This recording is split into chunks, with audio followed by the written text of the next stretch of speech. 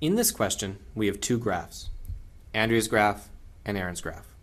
We need to determine which of the 5 statements is true for Andrea's graph, Aaron's graph, perhaps both of the graphs, or maybe none of the graphs at all. So let's start with the first statement. The domain of the function is the set of reals.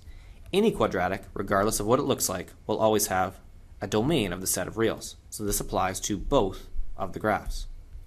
The axis of symmetry is x equals 4.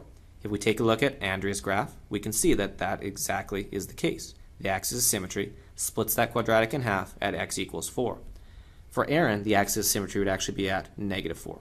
So this is only going to apply to Andrea's graph. Next, the range of the function is y is greater than or equal to 3. That looks to be the case for both of the graphs. You'll notice that this point is at 3 and above. This point also goes from 3 and above. So therefore, we'll pick both graphs. The fourth one, a possible equation of the graph is f of x is equal to x plus 4 all squared plus 3. Well, this information right here tells us where the vertex is. The vertex is at -4 and 3, which looks to be Aaron's graph. Notice that the vertex for Andrea's graph is at 4, 3. So we'll pick Aaron for this one. Finally, compared to the graph of f of x equals x squared, the point 2, 4 is shifted onto the point 6, 7 on the transform graph. If we look for the point 6, 7, you'll notice that it doesn't exist on Aaron's graph.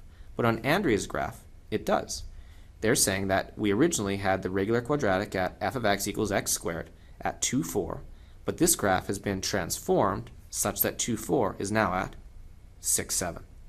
So we will pick Andrea's graph for this one.